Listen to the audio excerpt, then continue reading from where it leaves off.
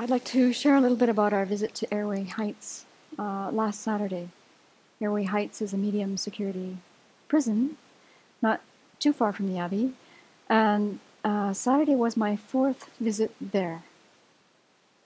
Three of the previous ones were also for something they hold yearly called Buddha Day. And certainly my first visit, I had a little bit of anticipation in my mind. There was a little bit of the fear of the unknown. But every single time I go there, and I think this is a universal experience, we get into the room and we're met by these smiling men. And they're warm-hearted and they're welcoming. And quite honestly, if they were wearing something else and the room looked a little bit different, I'd be hard-pressed to guess where I was, given their warmth and sincerity and wanting to connect and talk about the Dharma. So this past time was no exception to that. As soon as I got in, because I've been there 4 times now, there's some familiar faces, and so these people make a beeline to you. And the first person who came up to me I've spoken to him 2 other times. And the first thing he needed to tell me immediately was this was his 20th year anniversary of being in prison, and he's 39 years old. So he said, I've been in prison longer than I've been out on the planet. But then he started smiling and he said, but guess what? In 3 years I'm going to be out if I do things well. And he said, I have to mind my P's and Q's in here. And then he said he's going to be soon transferred to something called the camp, which is minimum security, where there's just less regulations, and he's looking forward to working in the forest. And so we talked about how that would be very good for him. But he kept coming back to the fact that he was really feeling fearful about that because he doesn't know what to expect. And he knows the guards in this facility, and we've met the guards, and the guards in this facility are, I think, maybe exceptional. I don't have much to compare to, but it seems they have good relationships. The chaplain there is fantastic. He's a very warm-hearted person and very interested in these fellows. But this young guy is just saying, I don't know what to expect. I'm really scared I'll get into trouble and I'll blow it all, and I'll be in here for the rest of my life. So we talked about the fact that he had, his Dharma practice to rely on, and right now he has his Dharma brothers in the group. And he agreed that that was a very good support, which he won't have actually when he goes into the camp. That kind of support will come to an end. So I think we need to keep him in our prayers. And then another fellow came up to tell me that he was going to get out in September. So Venerable Tarpa, queued us up before going. You don't ask that question. But these people who are getting out want to share that. So we came for the afternoon part of their day. And after speaking to these fellows just very briefly and saying hello, they started the afternoon with some prayers. And the MC was just fabulous. He was very articulate, very passionate about the Dharma. And then they invited one of the inmates to sing. And so, as a former school teacher teaching music, I wasn't sure what we were going to get. I thought, well, this might be like a school concert. But they had us arranged in a big circle. So this fellow was kind of behind us. And he went to a very little simple keyboard. And he started accompanying himself on this keyboard. And his voice was extraordinary. I mean, this guy recording, that quality.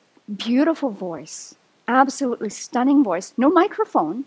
He could just project and he played, and it absolutely transported everyone in the room. And you could tell that these guys really respected his talent and his gift, and they invited him specifically to perform for this event.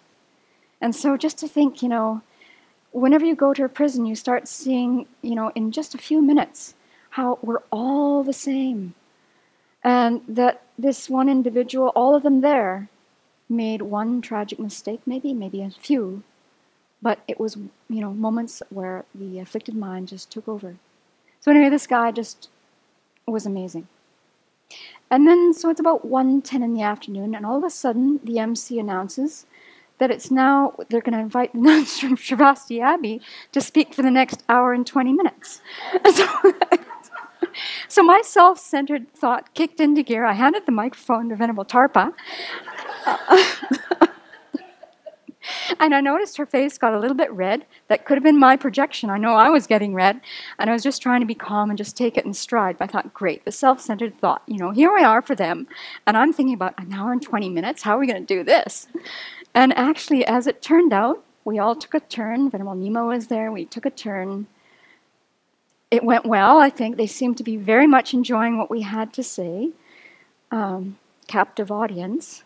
And, and then there was time for Q&A. And then it turned out that eventually Venerable Tarpa had to shut me up because we were out of time. So, things just work sometimes in good ways. Then they had a little solb, and you could tell that they were so excited to have solb because, this meant they could have juice in this facility, which is just rare, and very nice crackers, and they did prayers. And everyone there was really into it. So there were some people there that were quite new, obviously, to Buddhism. And there were long-time practitioners there, too. But the whole time, this group was focused on the Dharma and wanting to connect with us. And so it's just a beautiful experience to go there if you ever have the chance. And then at the end, there were some photographs, of course, and there was time to connect again. So there was more people just coming up wanting to talk. They knew that they were supposed to do this, but they can't help themselves. They want to connect. And so we had no problem, extending our hand back and connecting with them. So it's just extraordinary to think, there is this label of inmate or prisoner, and we build up these ideas of people in our mind. And then once you get face to face with these people, they're just like you and I. They're exactly the same. I've done some stupid things in my past. I could easily be in a facility. Easily. Trouble is I didn't get caught. Good thing I didn't get caught. I didn't create all the causes and conditions to get caught, and I didn't do anything really extreme. But I was gathering causes and conditions, through recklessness to make it happen. So it's very much a gift to go to the prison if you ever have a chance. It's like taking a jug of water into a desert where there's people who haven't had anything to drink for 3 days. But they're just warm-hearted people. They're trying to do their best, just like we are. And we had a very warm connection. So it's transformative to do that kind of thing. Venerable Tarpa? I wanted to add one thing that Venerable Samta did while she was there that I think was really meaningful for every one of those men in the room.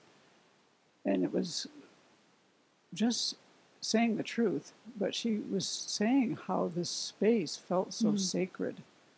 And it really does. But we had never really acknowledged that before. And I think this really meant a lot to them. And it was the truth, that it was a sacred space. And for them to feel that they're the ones who are making this is really a gift. And I wanted to thank you for pointing that out. I meant to say that just the fact that they had candles, they had, holy images, but the space they had transformed. It was truly, it wasn't an exaggeration at all. They had created a sacred space. Every individual there had done that.